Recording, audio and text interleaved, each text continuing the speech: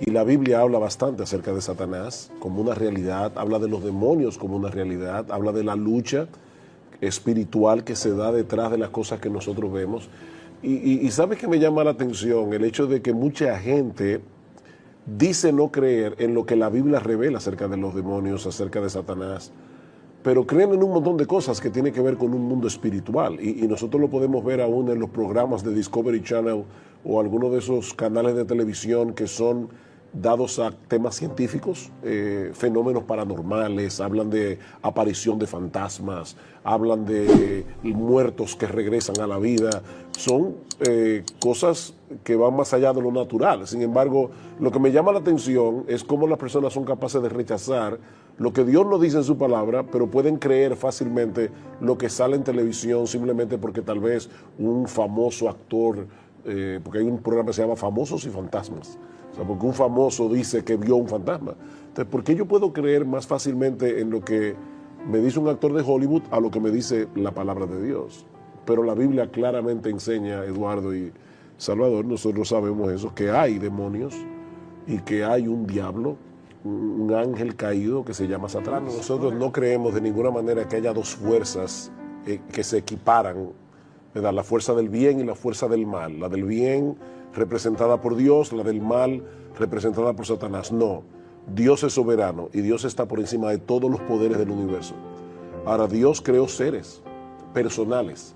Y cuando hablamos de seres personales, lo que estamos hablando es los ángeles son seres personales y los hombres son seres personales porque son personas y tienen intelecto, tienen voluntad, tienen emociones. Cuando decimos que un ser humano o un ser angelical tiene voluntad, eso quiere decir que tiene capacidad de decisión. Dios no creó robots que estaban preprogramados. Y en ese sentido lo que la Biblia enseña es que Satanás y los demonios que cayeron con él fueron arrastrados a una rebelión en contra de la autoridad de Dios. ¿La Biblia no especifica por qué se rebelaron?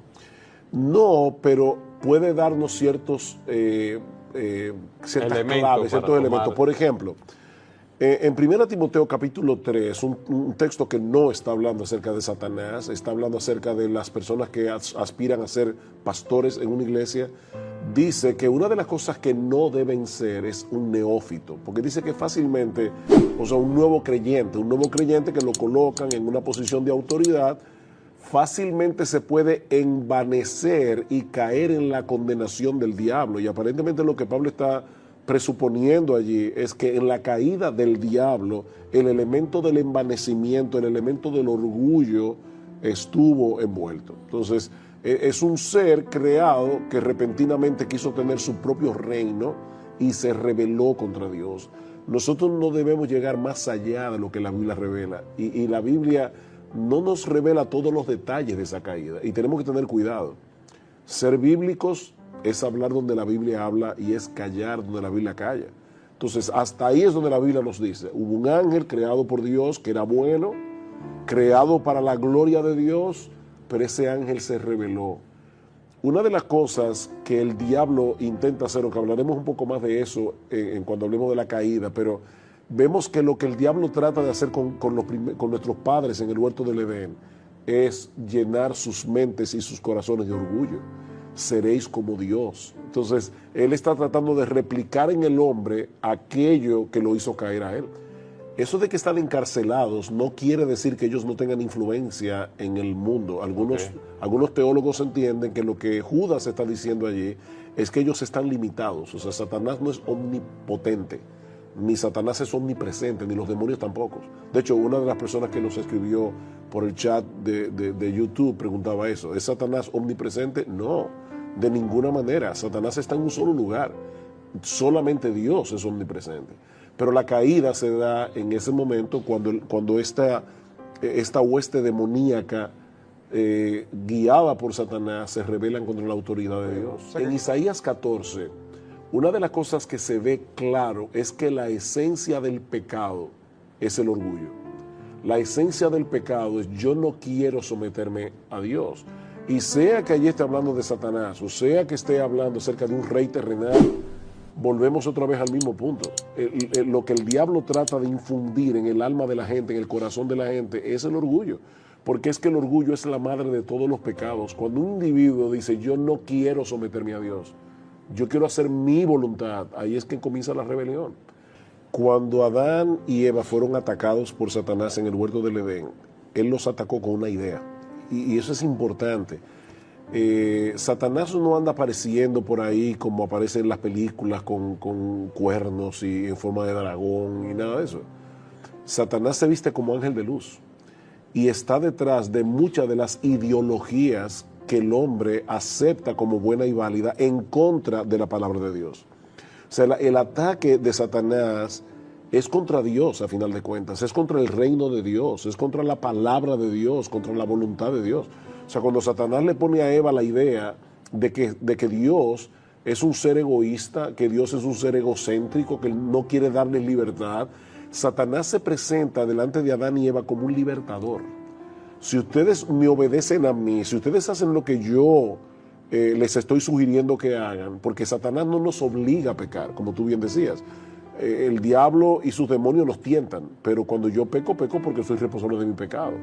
Pero él le vendió esta idea, y la idea era, si ustedes se rebelan contra la autoridad de Dios, ustedes van a progresar, ustedes serán como Dios. Y es increíble cómo hasta el día de hoy es exactamente lo mismo.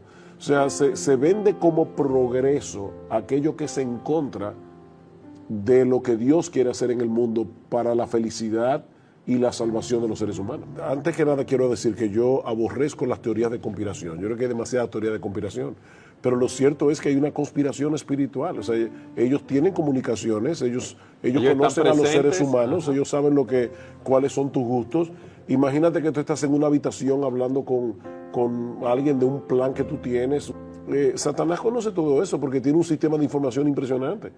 Aparece de repente un individuo que tiene contacto con este tipo de mundo espiritual y te dice, yo sé que tú estás planificando un negocio proyecto de tal cosa, y dice, wow, pero nadie sabía eso. Nadie sabía eso. No, sí lo sabían. Entonces, hay personas que tienen de alguna forma contacto con ese mundo espiritual. Y la Biblia nos dice claramente que nosotros debemos tener cuidado con ese tipo de personas. La Biblia prohíbe tajantemente que nosotros busquemos brujos, adivinos, y hay una razón primordial para todo eso, y es que tan pronto tú te amparas en ese tipo de cosas, tú estás dejando a un lado la palabra de Dios y al Dios de la palabra. O sea, ir hacia los adivinos es alejarte de Dios. Cuando un esposo pelea con su esposa, no se está dando cuenta que Satanás o sus demonios están trayendo discordia para destruir ese matrimonio, y ellos están luchando contra sangre y carne. Él está luchando contra su esposa, la esposa está luchando contra él, y Pablo está diciendo, no se dejen engañar, vuestra lucha no es contra sangre y carne, y tu esposa es de sangre y carne, o tu vecino, o ese hermano de la iglesia con el que tú tienes un problema. No, y que en esa misma carta de Efesios, Pablo habla de las maquinaciones de Satanás. Tú hablabas de que son seres inteligentes. Maquinaciones. Ellos no atacan a tontas y a locas, ellos tienen un objetivo. Y en ese sentido alguien decía, cuando tú juegues con el pecado, recuerda que el pecado no está jugando contigo. El pecado no está jugando con nosotros. Sí. Y es Satanás y sus demonios que están detrás de llevarnos a pecar, llevar al incrédulo a no venir a los pies de Cristo en arrepentimiento y fe, y llevar a los creyentes al error, llevar a los creyentes a dar un mal testimonio para que el evangelio sea pisoteado. Satanás está detrás de todo eso. Es interesante, Cristo dice en la parábola del sembrador, cómo él arrebata la palabra que es sembrada en el corazón de las personas. Él quiere distraer a las personas para que no se salven, para que esa palabra no fructifique en sus vidas. Fíjate, Cristo es Dios. Porque cuando se habla de este tema hay personas sofisticadas que piensan que esto es medieval. Estamos en el oscurantismo medieval. Que somos unos atrasados. Exactamente. Cristo le dice a los discípulos, Satanás os ha pedido para zarandearos como a trigo. O sea, Cristo está diciendo ahí, Satanás es un ser real, es una persona que los ha pedido para zarandearlos como a trigo. Ahora, gracias al Señor, que eso también nos revela que Satanás no es omnipotente. Él no puede actuar sin el permiso de Dios. Y probablemente la persona estará preguntándose, pero entonces, ¿por qué Dios le da permiso? Hay un punto en esto ya que llegamos al misterio donde no nos ha sido revelado todo lo que Dios tiene en su mente. Pero lo que sí sabemos con toda seguridad es que el reino de Dios vencerá. Satanás y sus demonios no se van a salir con la suya. Ellos quisieron destruir la obra de Dios y en Primera de Juan dice, para eso apareció el Hijo de Dios, para deshacer las obras del diablo. Para eso vino Cristo, para revertir lo que el diablo causó. ¿Y a qué precio? Vuelvo y repito, el primer problema es que tú puedes estar coqueteando con algo verdaderamente maligno. Tú puedes estar coqueteando con algo que tenga consecuencias eternas para tu alma. Esas personas que, primero, un creyente jamás en la vida, jamás debería guiarse por el horóscopo, tampoco debería jugar la lotería que Pero trabaje. hay personas que tienen un sueño y van donde alguien que, como decimos en República Dominicana, que le arregla el sueño. Entonces, dime, ¿qué te pasó en el sueño? Bueno, yo me vi que estaba en mi casa sentado, entonces te preguntan, ¿cuál es el número de tu cédula de identidad? Exacto. Y te arreglan el sueño y te dicen, mira, eso da 06, 18 y 22. Entonces ellos juegan ese número a ver si Y tú sabes se sacan en la lotería. la cantidad de personas que pierden una fortuna llevándose de ese tipo de cosas. El hombre es supersticioso. Desde que el hombre cayó en pecado y se alejó de Dios, es capaz de creer cualquier cosa. No es que el hombre ha dejado de creer, el hombre es un creyente y está creyendo cosas, aunque sea la teoría de la evolución, pero está creyendo cosas. Y también están creyendo cosas demoníacas, cosas psíquicas o lo que sea. Por este tipo de cosas, pero al final de cuentas, lo que el diablo está tratando de hacer, ya sea con los psíquicos engañadores o con los que de verdad tienen de alguna forma contacto con este mundo espiritual, es alejar a las personas de Dios. Yo no quiero confiar en Dios y su palabra. Yo no quiero ver cuál es la voluntad de Dios para mí, que Él me ha revelado claramente en su libro. Y otra cosa más, ¿por qué yo quiero saber el futuro? Porque yo no quiero confiar en Dios. Yo no quiero poner mi futuro en manos de Dios. Yo quiero que me revelen previamente lo que va a suceder. Y por eso voy a este tipo de personas que leen la mano, leen la taza, la baraja. Pero de nuevo es una desconfianza en Dios. Entonces, ¿detrás de qué es que anda Dios? Él anda detrás de la confianza que el hombre deposita en Dios. Él no quiere que hagan eso. En Primera de Juan, una de las cartas del Nuevo Testamento, dice que el mundo entero está bajo el maligno. ¿Y qué significa eso? Que todas las personas que no son creyentes están bajo la influencia de Satanás. Pero no es lo mismo estar bajo una influencia general de Satanás y sus demonios a estar poseído por un demonio. Una persona que ya, cuando dice que Satanás llenó el corazón de Judas, está usando la misma expresión que se usa en el Nuevo Testamento para hablar de la llenura del Espíritu Santo. La palabra llenura en ese caso es control. O sea, la idea es una persona llena del Espíritu Santo. Todos los creyentes tienen el Espíritu Santo, pero hay personas que están más bajo el control del Espíritu, su palabra. Bueno, de igual manera, los no creyentes están bajo el maligno, pero hay personas que están más bajo el control de ese mundo espiritual. Y son personas que llegan a estar posesas por demonios. Y en muchos de los casos son personas que voluntariamente comenzaron a coquetear con ese mundo de alguna forma. O sea, eso no pasa a tontas y a locas. Es imposible que alguien habitado por un ser tan poderoso, todopoderoso como es el Espíritu de Dios, permita al mismo tiempo que sea un creyente poseído. Y Juan lo dice claramente, el que está en nosotros es mayor que el que está en el mundo y el maligno no nos toca. No nos toca en ese sentido, porque definitivamente Satanás y sus demonios tientan a los creyentes. Dice Santiago, capítulo 1, versículo 13, cada uno es tentado cuando de su propia concupiscencia, es decir, de esos deseos pecaminosos que ya están en ti, somos atraídos y seducidos hacia el pecado. Y en Efesios cuando dice, vístanse de toda la armadura de Dios para que podáis resistir el ataque de Satanás. O sea que, de hecho, yo creo que es importante decir esto para personas que nos están mirando. Hay creyentes que tienen una lucha horrible con pensamientos y piensan, como el personaje de Bunyan, que esos pensamientos salen de su corazón y a veces llegan hasta blasfemias, o están leyendo las escrituras y de repente tienen dudas que vienen. Esos son los dardos de fuego del maligno de los que habla Satanás. Y que habla Pablo en Efesios, perdonen. El punto sigue siendo que esos dardos de fuego, yo tengo que defenderme de ellos con el escudo de la fe. Yo creo lo que Dios dice, yo creo en la palabra de Dios. Y yo le diría a una persona, porque alguien preguntó acerca de eso aquí, yo le diría a una persona, llena tu mente de Cristo, porque también a veces estamos tan pendientes, así como hay personas que no creen en el diablo, Hay personas que tienen su mente tan concentrada en los temas demoníacos y satánicos que no le dan lugar al evangelio, no le dan lugar a pensar y meditar en la persona de Cristo y en la gloria de Cristo. Entonces, en ese sentido, yo le diría, no estés tan pendiente de esos pensamientos que vienen a ti, porque son dardos de fuego del maligno. No te tomes tan en serio, en otras palabras. ¿Cómo nosotros podemos creer que en la Segunda Guerra Mundial una persona como Hitler decidió exterminar a todo millones de personas? ¿Qué influencia demoníaca puede haber allí cuando un ser humano se levanta y extermina, o como está pasando hoy día, con etnias completas que son barridas por otras etnias que se creen superiores? Eso es demoníaco. Pero no podemos ver a Satanás y sus demonios únicamente en cosas tan dramáticas como esa. Vuelvo y repito, en una mentirita blanca. Dice Pablo, Satanás se viste como ángel de luz. Fíjate, por ejemplo, cómo el hombre usa el lenguaje en el día de hoy. Y yo creo que hay algo demoníaco en eso. Las personas hablan de la libertad de expresión, no hablan de permiso para vender pornografía. Porque la palabra pornografía es muy cruda y no hablan de aborto, no hablan de asesinato, hablan de pro-escogencia, pro-choice, ¿verdad? No, yo no estoy a favor de que maten bebés, yo estoy a favor de la libre elección de la mujer. Es un eufemismo, es una forma de manejar el lenguaje para esconder algo que está terriblemente mal detrás, y en ese sentido Satanás se disfraza como ángel de luz. Él vende el mal como si fuera el bien.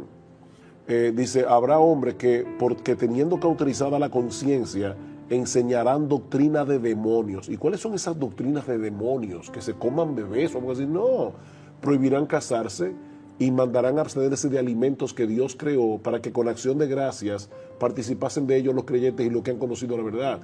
¿Qué produce el ascetismo? Producen algunos orgullo espiritual por practicar el ascetismo, y en el que está en contra del ascetismo le produce una visión distorsionada de quién es Dios. O sea, Dios es tan malo que nos prohíbe comer lo que a mí me gusta comer. Cuando en 1 Timoteo capítulo 6, versículo 17, dice que más bien Dios es que nos da todas las cosas en abundancia para que las disfrutemos. Entonces yo convierto a un Dios bueno y bondadoso que es dadivoso con sus criaturas en un ser mezquino que quiere llevar al hombre a sufrir y le pone por delante una comida deliciosa y le dice, no te la comas. Eso parece muy santo. Sin embargo, ¿qué dice Pablo? Es doctrina de demonios. Prohibirle a una persona casarse, eso es doctrina de demonios. Eso es exponer a una persona a cometer pecados y aberraciones. La Biblia dice claramente, Cristo ya venció. No es que Él va a vencer, Cristo ya venció. Amén. ¿Dónde vemos la victoria de Cristo? En su resurrección. Satanás lo llevó a la cruz, pero detrás de Satanás estaba la voluntad de Dios. Dios fue que llevó a Cristo a la cruz y Él fue voluntariamente a la cruz. Pero Satanás pensó que obtuvo una victoria ahí, pero la muerte no lo pudo retener. Por eso es que Jonathan Edwards decía, ese bocado que Satanás se tragó al llevar a Cristo a la cruz del Calvario a través de los poderes políticos de aquellos días, fue como un veneno para su alma, para él mismo. O sea que en ese sentido, Cristo ya está sentado victorioso a la diestra del Padre, y todos los que son de Él van a reinar juntamente con Él. Entonces, estamos trayendo este tema, pero en realidad el tema principal de las Escrituras, lo estamos trayendo porque es un tema importante, pero el tema principal de las Escrituras es Cristo y este crucificado que muere en una cruz para salvar a los pecadores. Amén. ¿Por qué Cristo tuvo que morir en una cruz? Él tuvo que morir en una cruz para salvarnos por la sencilla razón de que nosotros no podíamos salvarnos a nosotros mismos. Eso es evidente.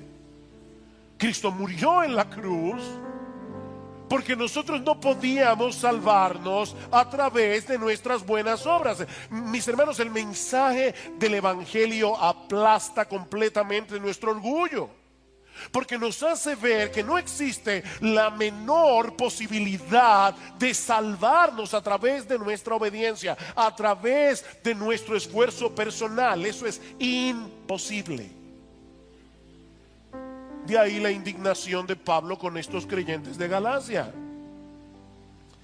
¿Cómo es posible que ustedes se hayan dejado arrastrar por ese evangelio distorsionado de salvación por obras. Si ustedes saben muy bien que Jesucristo tuvo que morir en esa cruz para salvarnos, porque no podíamos salvarnos a nosotros mismos.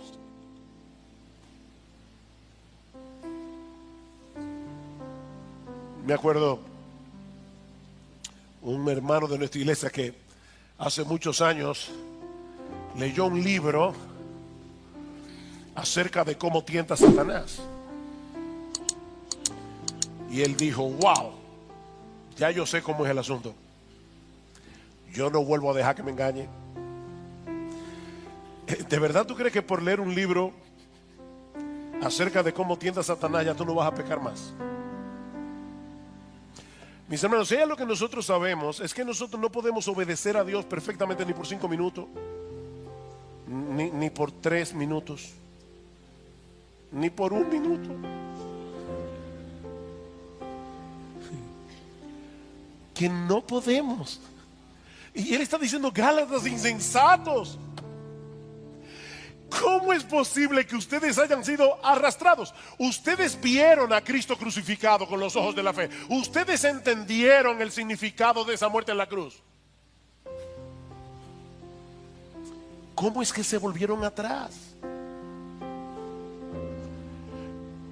Mis hermanos, y no mis queridos idiotas de IBCJ, no. Mis amados hermanos de IBCJ, esa obra de salvación no necesita de ninguna añadidura de parte nuestra para hacerla más eficaz. ¿Saben por qué? Porque su muerte en la cruz fue más que suficiente para saldar por completo nuestra deuda con la justicia de Dios. No tenemos deudas. Es por eso que Pablo les dice en Gálatas capítulo 2 versículo 21 que tratar de completar esa obra con nuestras obras es hacer nula la gracia de Dios. Vean el versículo 21 del capítulo 2. No hago nula la gracia de Dios, porque si la justicia viene por medio de la ley, entonces Cristo murió en vano. Cristo murió en vano. Fue una muerte innecesaria. Si nosotros pudiéramos contribuir en alguna manera con nuestra salvación, Cristo murió en vano. La ley hubiera sido suficiente para salvarnos. Aquí están los mandamientos, guarden los mandamientos.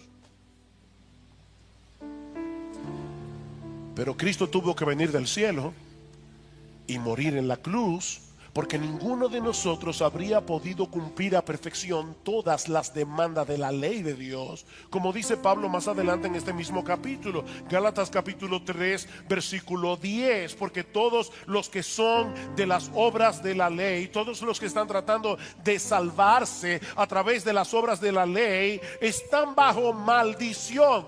Dios no los está viendo como, qué bien, están haciendo un buen esfuerzo. No, están bajo maldición, porque escrito está: maldito todo el que no permanece en todas las cosas escritas en el libro de la ley para hacerlas. Tú quieres salvarte guardando la ley, tienes que guardarlos todos los días, desde la cuna hasta la tumba, perfectamente. Estás bajo maldición. Pero esa combinación de fe más obras no solo contradice el evangelio, sino que Pablo quiere hacerles ver en segundo lugar que también contradice la obra del Espíritu en nosotros. La obra del Espíritu en nosotros, versículo 2. Esto es lo único que quiero averiguar de vosotros. ¿Recibisteis el Espíritu por las obras de la ley o por el oír con fe? Cuando una persona se convierte al Señor Jesucristo por el poder del Espíritu Santo, el Espíritu Santo viene a morar permanentemente en esa persona. Oigan lo que estoy diciendo. Es por medio de su Espíritu que Cristo abre nuestros ojos para que veamos nuestra condición, para que veamos nuestro pecado, para que entendamos qué fue lo que Él hizo en la cruz del Calvario. El Espíritu Santo hace eso. El Espíritu Santo es el que eficazmente a través de la predicación del Evangelio nos mueve a creer en Cristo, y al creer en Cristo el Espíritu de Dios viene a morar permanentemente en nosotros. Cristo vive en nosotros porque su Espíritu mora en nosotros. ¿Recuerdan en el aposento alto cuando los discípulos estaban todos entristecidos porque el Señor les había anunciado que se iba, y Cristo les dice: yo no los voy a dejar huérfanos, yo vendré a vosotros como en el Espíritu, yo rogaré al Padre y os dará otro consolador, el Espíritu de verdad. Yo no los voy a dejar huérfanos. De hecho, en Gálatas capítulo 4 versículo 6 dice explícitamente: porque sois hijos de Dios, Dios ha enviado el Espíritu de su Hijo a nuestros corazones, clamando: Abba, Padre. El Espíritu de Cristo vive en nosotros. Romanos capítulo 8 versículo 9: si alguno no tiene el Espíritu de Cristo, el tal no es de Él. La pregunta es: ¿cómo fue que ustedes recibieron el Espíritu? Le está diciendo Pablo. ¿Acaso fue por alguna obra que ustedes hicieron? ¿Es que ustedes de repente decidieron portarse bien y entonces el Espíritu vino a ustedes? ¿Cómo recibieron el Espíritu? ¿Fue por las obras de la ley o fue por el oír con fe? No fue por ninguna cosa que ellos hubieran hecho por Dios, sino por la obra que Dios hizo en ellos a través del Evangelio por el poder de su Espíritu. Así que, mis hermanos, lo único que ellos hicieron, y todos los cristianos que están aquí, para recibir el Espíritu, fue escuchar el Evangelio con fe. No fue por las obras de la ley, fue por el oír con fe. Pero ahora viene la parte más crucial de este pasaje. Hermanos, esta es la parte más crucial de este pasaje. Versículo 3. Pablo va a decirles ahora que la vida cristiana continúa exactamente como comenzó, a través de la obra del Espíritu en nosotros por medio de la fe. Versículo 3. Tan insensatos sois, habiendo comenzado por el Espíritu, ¿vais a terminar ahora por la carne?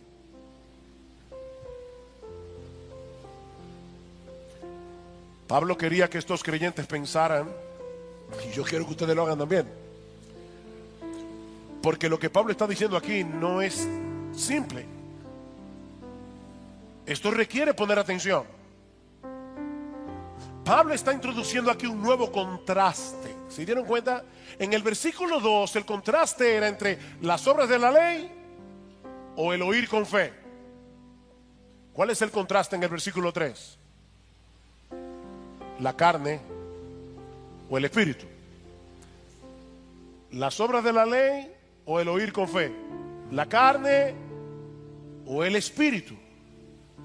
Ustedes son tan insensatos, les dice Pablo, que quieren terminar en la carne lo que comenzó por el Espíritu. Esa es la pregunta. Y Pablo quiere hacerles ver que eso es absurdo.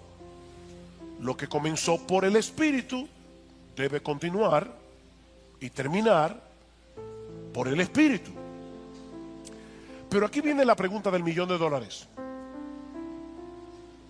¿A qué se refiere Pablo al hablar de la carne en este pasaje, en contraste con el espíritu? Porque algunas veces la palabra carne se usa en la Biblia para referirse a nuestro cuerpo físico, a este cuerpo de carne, y vamos a ver que en Gálatas capítulo 2 versículo 20 Pablo usa la palabra carne en ese sentido.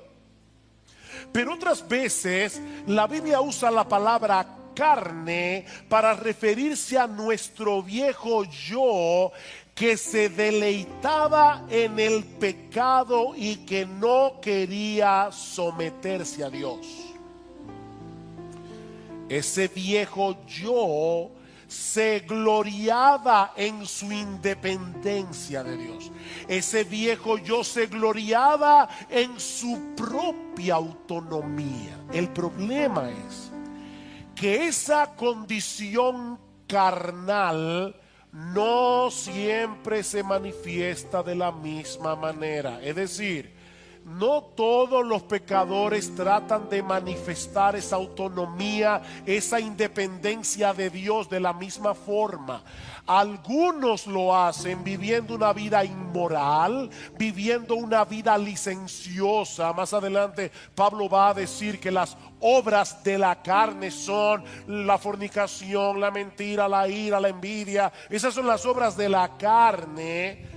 Pero mis hermanos, otras veces las personas tratan de manifestar esa autonomía de Dios a través de una vida moral, a través de una vida decente, que pretende ganar el cielo por su propio esfuerzo, creyendo que tienen la capacidad de llegar al cielo, subiendo por la escalera de su esfuerzo personal. Y es a eso que Pablo le llama carne en el versículo 3. ¿Ven el contraste? Ustedes comenzaron porque el Espíritu obró en vosotros. Ahora van a regresar a ese estilo de vida que ustedes tenían cuando querían vivir en independencia de Dios, en autonomía de Dios, haciendo las cosas en su propio esfuerzo. Lo que comenzó en ustedes por el Espíritu, es decir, descansando enteramente en la obra de Cristo en la cruz, habiendo sido regenerados por el Espíritu Santo, ahora pretenden completarlo a través de su propio esfuerzo por obedecer la ley de Dios. Vean el versículo 4. ¿Habéis padecido tantas cosas en vano? Si es que en realidad fue en vano. La palabra que se traduce como padecer aquí significa literalmente experimentar, y es el contexto el que debe ayudarnos a decidir si se trata de una experiencia negativa como el sufrimiento, la persecución, o si se trata de una experiencia positiva, que es lo que yo creo que Pablo está señalando aquí. Ustedes experimentaron, por el contexto, la bendición del nuevo nacimiento, experimentaron la bendición de haber nacido de nuevo en Cristo para salvación, experimentaron el haber recibido el Espíritu Santo, y todo eso únicamente por recibir por medio de la fe el mensaje del Evangelio. Y ahora Pablo pregunta: ¿es que acaso todo eso fue en vano? ¿Que ahora quieren sustituir la fe por las obras, el Espíritu por la carne? Mis hermanos, la vida cristiana debe continuar exactamente como comenzó, descansando por la fe en las grandes verdades del Evangelio. Versículo 5. Aquel pues que os suministra el Espíritu y hace milagros entre vosotros, ¿lo hace por las obras de la ley o por el oír con fe? Miren, yo creo que hay pocos pasajes en el Nuevo Testamento que sean tan importantes para la vida cristiana que el capítulo 3, versículo 5 de Gálatas. Pablo ha venido hablando de lo que ellos habían experimentado en el pasado, ¿se dieron cuenta? Pero ahora se refiere a lo que estaba sucediendo en medio de ellos en el presente. ¿Vieron el cambio del tiempo? ¿Cómo es que Dios nos suministra ahora? Una medida mayor del Espíritu de Dios, de modo que podamos seguir avanzando en nuestras vidas cristianas. ¿Cómo es que eso pasa? Es por esforzarnos lo más que podamos en obedecer a Dios, o es por el oír con fe.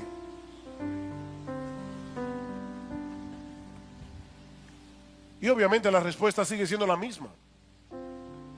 Es por el oír con fe. La vida cristiana comienza por fe, la vida cristiana continúa por fe, la vida cristiana termina con fe. Es lo mismo que Pablo les había dicho unos versículos antes, Gálatas capítulo 2, versículo 20. Gálatas capítulo 2, versículo 20, alguien decía que Gálatas capítulo 3, versículos 1 al 5, no es otra cosa que un comentario ampliado de Gálatas capítulo 2, versículo 20. Así que lean Gálatas 2.20, que yo sé que ustedes conocen muy bien, algunos de memoria. Lean Gálatas 2.20 teniendo en cuenta todo lo que hemos dicho ya de Gálatas 3. Dice Pablo: con Cristo he sido crucificado. Y obviamente el pronombre tácito y sobreentendido es yo. Con Cristo yo he sido crucificado. De manera que ya no soy yo el que vive. Déjenme hacerles una pregunta. Mis hermanos, ¿quién es el yo que ha sido crucificado con Cristo? La respuesta es el viejo yo insubordinado que se gloriaba en su autonomía, el que quería hacer las cosas en sus propias fuerzas para llevarse la gloria, porque el que recibe el poder, el que da el poder, recibe la gloria, ¿verdad? El que da el poder, recibe la gloria. Si yo hago las cosas, los niños, una de las primeras cosas que aprenden a decir es yo solo. Ellos quieren hacer las cosas por sí mismos. Y por supuesto, eso es lo que le pasa al legalista. El legalista quiere obedecer, hacer las cosas en sus propias fuerzas. Y por supuesto le va a pasar lo siguiente: si tiene una pequeña victoria, se va a enorgullecer, porque fue en su propia fuerza. Pero si tiene una derrota, se va a frustrar. El legalista vive en esas dos ondas, o en orgullo o en frustración. Dice Pablo: ese yo fue crucificado con Cristo. Por lo tanto, ya no soy yo el que vive, sino que Cristo vive en mí. Otra vez, ¿cómo es que Cristo vive en mí? Por su Espíritu. Ya no vivo yo, es Cristo el que vive en mí. ¿Significa eso que ya yo no tengo ninguna responsabilidad en cuanto a mi vida cristiana? Lo único que yo tengo que hacer es quedarme tranquilo para que Cristo viva su vida en mí. No. Sigan leyendo. Y la vida que ahora vivo en la carne, perdonen otra vez que sea tan necio, pero ahora el necio soy yo, lo admito. ¿Quién es el sujeto tácito y sobreentendido de su oración? La vida que ahora vivo, ¿quién? Yo, en la carne, es decir, la vida que vivo yo, mi nuevo yo regenerado que todavía permanece en este cuerpo físico, en este cuerpo de carne, pero que ahora tiene la bendición de contar con la presencia permanente del Espíritu Santo que nos mueve a la obediencia. Entre paréntesis. La vida que ahora vivo yo, mi nuevo yo, el regenerado, no el degenerado, sino el regenerado,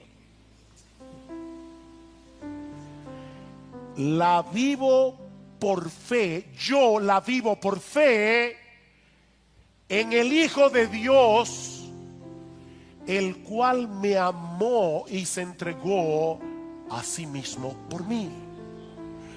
¿Cuál es la clave de mi nueva vida en Cristo? La fe en el Hijo de Dios que me amó y se entregó a sí mismo por mí.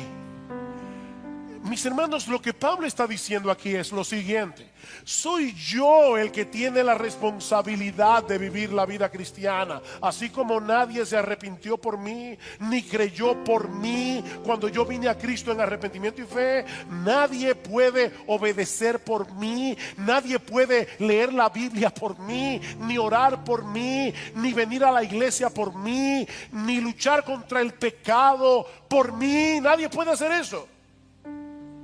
Eso lo tenemos que hacer tú y yo. Pero ahora hay dos elementos en el creyente que cambian por completo la naturaleza de nuestra obediencia a Dios. La primera es que ahora no hago ninguna de esas cosas para ganarme el favor de Dios, sino con la tranquilidad de que ya tengo por completo su favor únicamente por causa de la obra de Cristo en la cruz del Calvario. Esa es la gran diferencia entre el legalista y el cristiano. El legalista obedece para ser aceptado por Dios, mientras que el creyente obedece con la gratitud y el gozo de saber que ya fue aceptado. Hay una diferencia.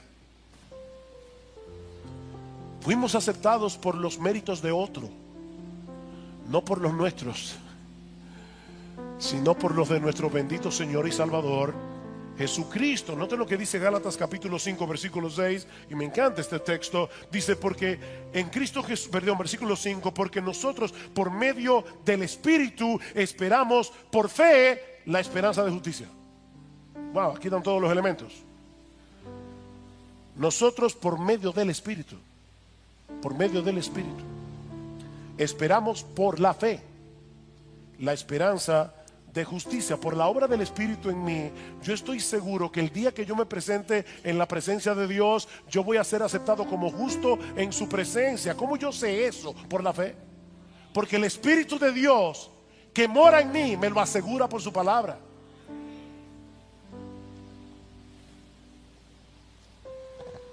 El otro elemento que cambia por completo la naturaleza de nuestra obediencia es que ya no dependemos de nuestras propias fuerzas y de nuestros propios recursos para vivir la vida cristiana, sino que lo hacemos en el poder del Cristo resucitado que vive en mí por su Espíritu. No es en mis propias fuerzas, es por la obra de Cristo en mí. Así que el asunto no es que ahora que somos cristianos ya no importa si obedecemos o no los mandamientos, porque mi salvación depende de Cristo. Él obedeció la ley en mi lugar y por lo tanto ya yo no tengo que afanarme tanto con ese asunto de la obediencia. No. De hecho, escuchen lo que sigue diciendo Pablo en Gálatas capítulo 5, inmediatamente después de haber dicho que él espera por la fe, la justicia por el Espíritu. Dice el versículo 6: porque en Cristo Jesús ni la circuncisión ni la incircuncisión significan nada, sino la fe que obra por el amor. La fe que obra por el amor. Somos salvos únicamente por medio de la fe, pero la verdadera fe es una fe que produce obras de amor a Dios y de amor al prójimo. Si una fe no produce obras, es una fe muerta, y una fe muerta no va a salvar a nadie. La fe obra por el amor. Versículo 13, porque vosotros, 5:13, porque vosotros, hermanos, a libertad fuisteis llamados, solo que no uséis la libertad como pretexto para la carne, sino servíos por amor los unos a los otros, porque toda la ley en una palabra se cumple en el precepto: amarás a tu prójimo como a ti mismo. ¿Ven el punto? No es que a mí no me importa la ley, es que ahora yo tengo un nuevo impulso para cumplir la ley. No perfectamente, pero sí sinceramente. Esa obediencia es el fruto de la presencia del Espíritu en nuestra vida. Versículo 16, digo pues, andad por el Espíritu. Andad en dependencia del Espíritu. Andad descansando en los recursos que da el Espíritu, en la presencia del Espíritu en su vida. ¿Y saben qué pasará? No cumpliréis el deseo de la carne. Yo sé que la Reina Valera del 60 lo dice como un mandamiento: y no satisfagáis los deseos de la carne. El problema es que la palabra aquí se puede traducir de las dos maneras, y es el contexto el que debe decidir. Y yo creo, por el contexto, que lo que Pablo está diciendo es como la Biblia de las Américas lo traduce: andad por el Espíritu y no cumpliréis el deseo de la carne, porque el deseo de la carne es contra el Espíritu y el del Espíritu es contra la carne, pues estos se oponen el uno al otro, de manera que no podéis hacer lo que deseáis. Algunas personas dicen: pastor, yo no debo ser cristiano porque mire la lucha que yo tengo en mi interior. Óyeme bien, esa lucha probablemente es el síntoma más evidente que tú tienes de ser cristiano. Hay una guerra porque el pecado todavía mora en mí. Pero si sois guiados por el Espíritu, no estáis bajo la ley. Ya yo no obedezco por temor al castigo. Ya yo no obedezco porque pienso que me va a caer un rayo del cielo, si no obedezco a Dios. Lo hago por la presencia del Espíritu en mi vida, no en mis propias fuerzas. Mis hermanos, es esa misteriosa interacción la que vemos una y otra vez en el Nuevo Testamento. Yo sé que alguno va a decir: pastor, me voy de la iglesia hoy con dolor de cabeza. Qué bueno, tómate una aspirina, pero escucha, porque eso lo escribió Pablo para una iglesia común y corriente, no era para un seminario. Pablo quiere que los cristianos entiendan esto. Así que, hermano, escucha bien. Somos nosotros los que tenemos la responsabilidad de hacer lo que tenemos que hacer, pero sabiendo de antemano que separados de Cristo nada podemos hacer.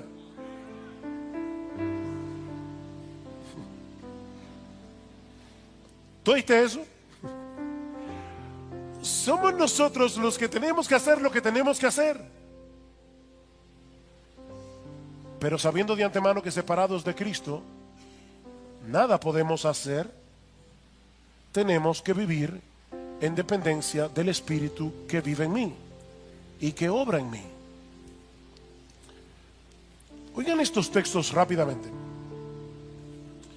Colosenses 1:29. Y con este fin también trabajo, dice Pablo, esforzándome. Yo trabajo esforzándome según su poder que obra poderosamente en mí. Yo trabajo, yo me esfuerzo, amparado en ese poder. Colosenses 2:6-7. Por tanto, de la manera que recibisteis a Cristo Jesús el Señor, por la fe, ¿verdad? Andad así en Él. Debe continuar como comenzó. Tú lo recibiste por la fe, a Cristo. Sigue así. Filipenses 2:12-13. Así que, amados míos, tal como siempre habéis obedecido, no solo en mi presencia, sino ahora mucho más en mi ausencia, ocupaos en vuestra salvación con temor y temblor. ¿Quién es el que debe ocuparse en mi salvación con temor y temblor? Yo. Porque Dios es quien obra tanto el querer como el hacer en nosotros por su buena voluntad. Ocúpate, porque Dios obra. La obra de Dios no debe llevarme a no hacer nada, sino a ocuparme en mi salvación con temor y con temblor. Primera de Pedro 4:10. Según cada uno ha recibido un don especial, úselo sirviéndoos los unos a los otros como buenos administradores de la multiforme gracia de Dios. El que habla, que hable conforme a las palabras de Dios. El que sirve, que lo haga por la fortaleza que Dios da. ¿Y saben para qué? Versículo 11, para que en todo Dios sea glorificado mediante Jesucristo, a quien pertenecen la gloria y el dominio por los siglos de los siglos. Amén. ¿Qué decíamos antes? El que da el poder recibe la gloria, y el que da el poder para poder servirnos en amor los unos a los otros es Cristo, que vive en su espíritu en mí. Él se lleva la gloria. Mire, pastor, hasta aquí lo entiendo de forma teórica. Pero ¿cómo se hace eso? Y yo quiero ser lo más práctico que yo pueda en esta mañana. Yo no quiero que usted vaya de aquí diciendo, bueno, yo entendí la teoría, pero no sé cómo poner esto en la práctica. ¿Cómo es que yo puedo hacer lo que tengo que hacer, pero en dependencia del Espíritu? Aquí está la respuesta, y la voy a ampliar, no se preocupen. Confiando por la fe en el Evangelio de Cristo y amparándonos por fe en todas las promesas de Dios reveladas en las Escrituras y que han venido a ser nuestras por causa de Cristo. Oigan otra vez el versículo 5 de Gálatas 3, y por eso les decía que este texto es tan importante. Aquel pues que os suministra el Espíritu. Nosotros queremos ser llenos del Espíritu. Nosotros queremos tener más de la influencia del Espíritu, ¿no es así?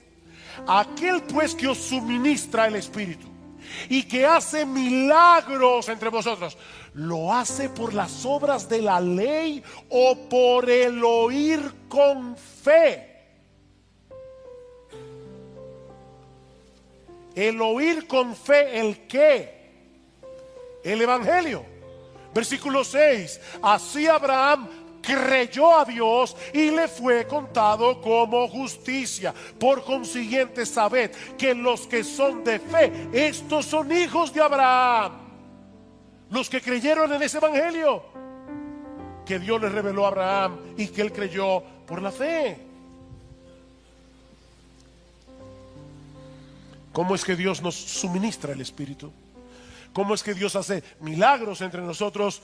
Por el oír con fe el Evangelio de Cristo, por ampararnos por fe en todas las promesas de Dios reveladas en las Escrituras y que han venido a ser nuestras por causa de Cristo. Segunda a los Corintios capítulo 1 versículo 20. Todas las promesas de Dios son en Él sí y en Él amén. Si tú no estás en Cristo, las promesas de Dios no son para ti. Pero si tú estás en Cristo, Él compró todas esas promesas con su sangre para ti. Déjenme poner un ejemplo práctico.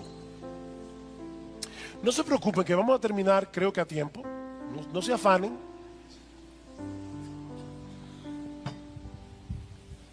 Un ejemplo práctico. Vamos bien. Todos aquí seguramente han escuchado alguna vez la regla de oro, ¿verdad? Todo cuanto queráis que os hagan los hombres, así también haced vosotros con ellos, porque esta es la ley y los profetas. Obedecer ese mandamiento es cumplir toda la ley. Hazle al otro el bien que tú quieres que te hagan a ti. Ahora, mis hermanos, piensen en la implicación de ese mandamiento. Obedecer este mandamiento en nuestra propia fuerza no es difícil, es imposible. ¿No es así? De verdad, esto es imposible. Nos amamos demasiado a nosotros mismos como para poder hacer con los demás lo que nosotros queremos que los demás hagan con nosotros. Pero ahí está el mandamiento. No podemos borrarlo de la Biblia y tenemos que obedecerlo porque esa es la voluntad de Dios. Ok. Si tú conoces bien tu Biblia, probablemente te diste cuenta que yo salté 2 palabras del texto. Y 2 palabras que hacen toda la diferencia. Este texto comienza de esta forma. Por eso, todo cuanto queráis que os hagan los hombres, así también haced vosotros con ellos, porque esta es la ley y los profetas. Este mandamiento no funciona en un vacío. Es la conclusión de algo que Cristo viene diciendo. ¿Y qué es lo que Cristo venía diciendo? Pedid y se os dará. Buscad y hallaréis, llamad y se os abrirá, porque todo el que pide recibe, y el que busca halla, y el que llama se le abrirá. ¿Qué hombre hay entre vosotros que si su hijo le pide pan, le dará una piedra, o si le pide un pescado, le dará una serpiente? Pues si vosotros, siendo malos, sabéis dar buenas dádivas a vuestros hijos, ¿cuánto más vuestro Padre que está en los cielos dará buenas cosas a los que le pidan? Por eso, dedícate a cumplir la regla de oro. Mis hermanos, la razón por la que nosotros somos tan egoístas es porque pensamos en lo más profundo de nuestro corazón que si no nos ocupamos de nosotros mismos, nadie lo hará. Pero Cristo nos está liberando aquí. Cristo nos está dando una promesa en este texto de la cual podemos y debemos apropiarnos por la fe todos aquellos que estamos en Cristo. Tú tienes un Padre en los cielos que cuida de ti. Ampárate por la fe en esa promesa, porque esa promesa es tuya. Romanos 8:32 es la madre de todas las promesas. El que no escatimó ni a su propio Hijo, sino que lo entregó por todos nosotros, ¿cómo no nos dará juntamente con Él todas las cosas? ¿Tú crees en eso? Esa es una promesa del Evangelio que Cristo compró con sangre para ti. Dedícate a servir a los demás por amor. Y que nadie piense que eso significa que Dios nos va a dar todas las buenas cosas que yo quiero, ¿verdad? Como decíamos una vez, alguien decía, en la vida lo más importante son las cosas pequeñas, un pequeño yate, una pequeña mansión, una pequeña fortuna. No es eso lo que Pablo está diciendo. Porque más adelante dice que por causa de Cristo somos muertos cada día, somos perseguidos, tenemos espada, pero aún a pesar de todas esas persecuciones, Dios nos va a dar todo lo que necesitamos para vivir una vida bienaventurada que le glorifique a Él y que sea de bendición para otros.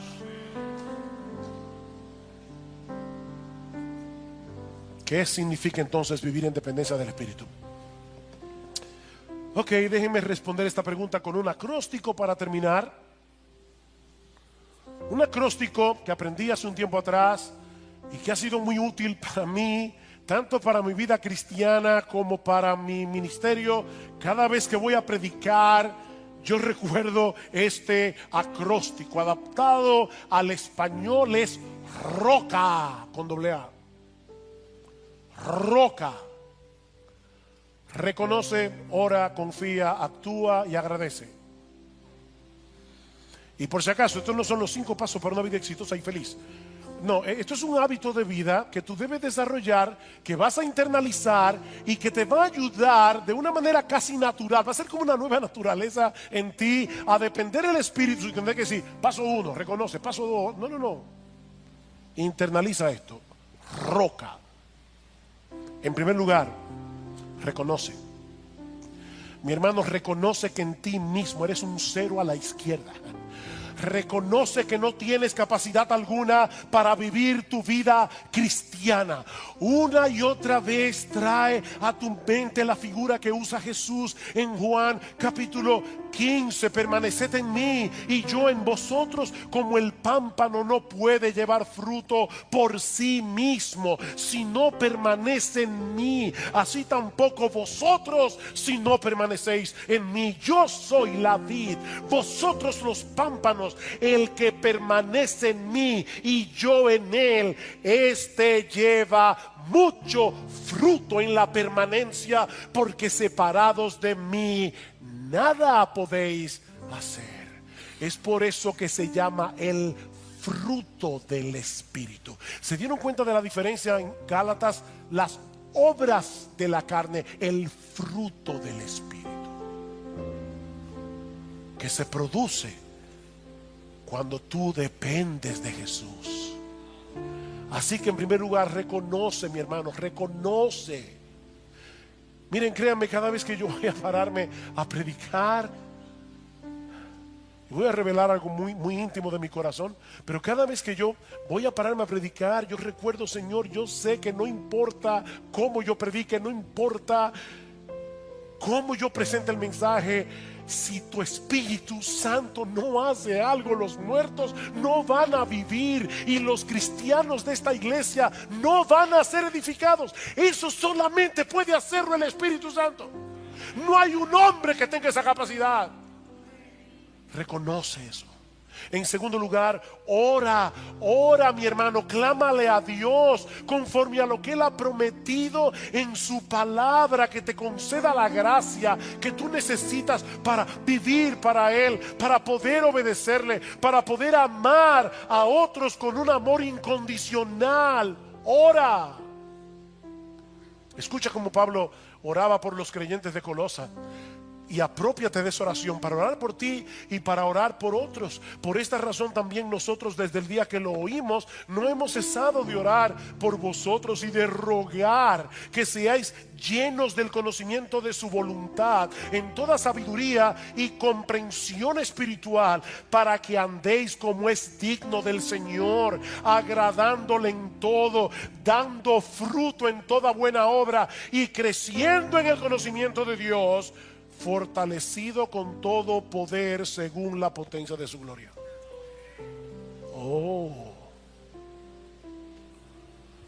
Yo quiero que ustedes vivan de esta manera.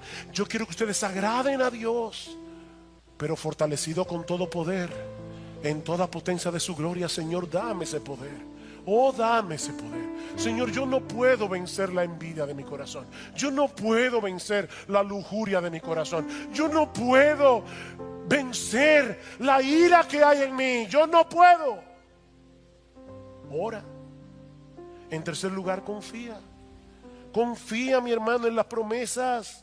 En las promesas que Dios nos ha dejado en su palabra, porque Él es un Dios fiel. Él ha prometido capacitarnos. Él ha prometido estar con nosotros todos los días hasta el fin del mundo. Él ha prometido ser nuestro amparo y fortaleza en momentos de necesidad. Ampárate por fe en todo lo que Dios nos ha prometido en Cristo, porque, mi hermano, eso es lo que energiza nuestra obediencia. Dice Pablo en Romanos capítulo 15 versículo 13: y el Dios de esperanza os llene de todo gozo y paz en el creer, para que abundéis en esperanza por el poder del Espíritu Santo. ¿Por qué tú envidias? No, pastor, yo no envidio. Mentiroso.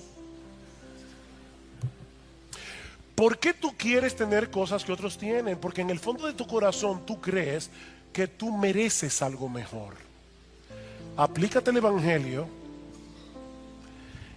y van a pasar dos cosas. Te vas a dar cuenta, en primer lugar, que lo que tú mereces es el infierno, y en segundo lugar, que tú tienes infinitamente más de lo que mereces. Tú tienes el perdón de los pecados, tú tienes el don de la vida eterna, tú tienes a Jesucristo, tú tienes un Padre en los cielos, tú tienes el Espíritu Santo.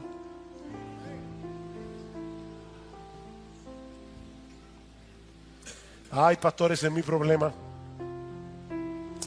Se me hace tan difícil confiar, porque mi fe es tan débil. Permítanme compartir con ustedes una historia que yo espero que te sea de ayuda si estás luchando en este momento con este asunto de la fe. Y no he acabado el acróstico, estamos en reconoce, ora, confía. Uno de los más grandes teólogos norteamericanos del siglo XIX fue Robert Louis Dabney. En los últimos años de su vida, Dabney quedó ciego y en mucha debilidad. Y sabiendo que le quedaba poco tiempo de vida, Dabney le escribió una carta a otro teólogo, amigo suyo, Clement Reed Vaughan, preguntándose en esa carta si él tendría una fe lo suficientemente fuerte cuando tuviera que enfrentarse con la muerte. Vaughan le respondió de una forma muy teológica y con un corazón muy pastoral a la vez, preguntándole a Dabney qué haría un viajero si llegara a un abismo sobre el cual se extiende un puente. La pregunta es, y ahora leo la carta que le escribió a Dabney, ¿qué hace él para cultivar confianza en el puente? Él revisa el puente, se inclina, lo examina. Él no se para en la cabeza del puente dejando que sus pensamientos giren con curiosidad en su mente a ver si él tiene la confianza necesaria para cruzar el puente. ¿Ven el punto? Él se está enfocando en el puente, no en su confianza. Examina el puente, no tu fe. Y si su examen del puente le proporciona cierta confianza, pero aún así quiere más, ¿cómo hace crecer su fe? Dice él, sigue examinando el puente. Ahora, mi querido amigo, oigan qué palabras más sabias. Mi querido amigo, deja que tu fe se ocupe de sí misma por un tiempo y tú piensas solamente en aquel en quien se te ha concedido depositar tu confianza. Piensa en el poder del Maestro, piensa en su amor, piensa en lo interesado que Él está en el alma que le busca y que no se consuela hasta que lo encuentra. Piensa en lo que Él ha hecho, en su obra, porque su sangre es más poderosa que todos los pecados de todos los pecadores que alguna vez hayan existido. A fin de cuentas, oigan esto, el gran teólogo que era Dabney, el gran teólogo es como cualquier otro de los hijos de Dios, y escuchar el sencillo evangelio es tan esencial para su consuelo como lo es para la criada que ordeña la vaca o para el joven que ara la tierra. Que Dios te dé gracia, mi amigo, no para poner demasiado énfasis en tu fe, sino para aferrarte al fundamento de tu confianza. Cristo, su obra y toda su aptitud personal para ser el refugio de un pecador. La fe es solo el ojo para verlo. He estado orando para que Dios calme tu dolor mientras avanzas y te permita ver el gozo del evangelio en cada paso. Adiós. Dios esté contigo conforme a su voluntad, y piensa en el puente. Piensa en el puente. Reconoce, ora, confía, actúa. Actúa. Como decíamos al principio de este mensaje, la obra de Dios en nosotros no elimina la responsabilidad que nosotros tenemos de obrar, pero no amparados en nuestras propias fuerzas, porque no tenemos ninguna, sino amparados en la fuerza que viene de Él.